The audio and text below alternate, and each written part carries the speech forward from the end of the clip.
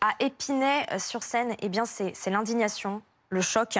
Regardez cette image. L'olivier dédié à Ilan Halimi a été abattu de façon malveillante, probablement avec une tronçonneuse. Cet arbre qui avait été planté en 2011 pour rendre hommage à cet homme de confession juive séquestré, torturé à mort par le gang des barbares en 2006. Avec nous pour en parler, Philippe Meyer, bonjour, vous êtes membre du bureau exécutif du CRIF.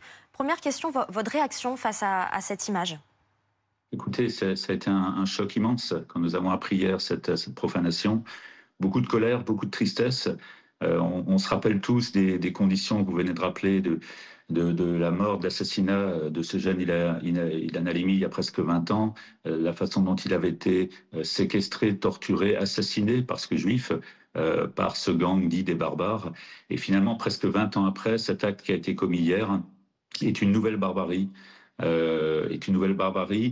la mémoire d'Ilan Halimi, avec beaucoup de lâcheté, beaucoup d'inhumanité.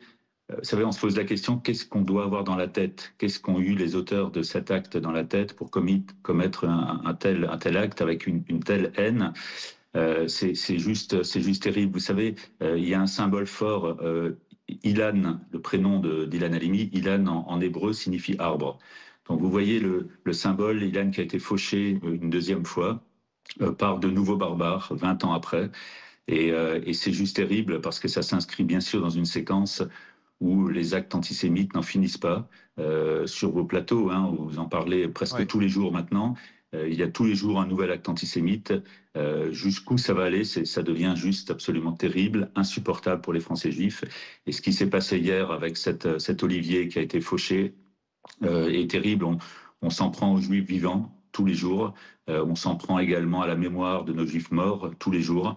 Et jusqu'où cette horreur va se poursuivre.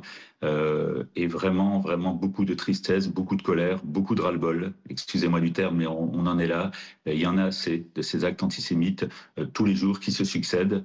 Et nous avons bien sûr en mémoire Ilan Halimi. Ces barbares-là qui ont commis cet acte hier ne gagneront pas. Ils ne gagneront pas, nous n'oublierons pas Ilan Halimi. Nous n'avons pas peur, nous en avons assez, nous en avons juste assez, parce que vraiment maintenant ça suffit. Oui, on entend bien évidemment votre émotion, hein. Ce matin, le maire annonce de son côté avoir déposé plainte. C'est une première étape évidemment judiciaire avant de potentiellement retrouver les personnes qui ont commis cela. Bien sûr, dépôt de plainte, il le fallait. Il faudra bien évidemment que les auteurs de cet acte soient appréhendés et soient jugés sévèrement à la hauteur de ce qu'ils ont fait. Parce que vraiment, il y a différents actes.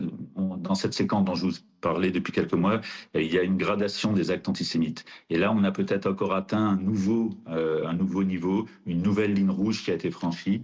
S'attaquer à ce symbole-là, eh bien, c'est vouloir s'en prendre à tous les juifs où qu'ils soient, en leur disant nous sommes toujours là pour vous traquer, pour vous cibler, pour vous stigmatiser, pour vous attaquer. Et comme je vous le disais, nous leur répondons nous n'avons pas peur. Ces haineux, ces antisémites ne gagneront pas. Nous sommes là, nous resterons là, nous nous battrons. La justice devra faire son travail, mais très franchement, on ne peut que se poser la question ce matin de savoir jusqu'où on va en France. Quelle sera la prochaine étape? Merci beaucoup, Philippe Meyer. On entend votre peur, vos interrogations, bien entendu, et votre émotion ce matin. Un mot pour dire que le maire a précisé qu'un nouvel arbre allait être replanté à l'automne.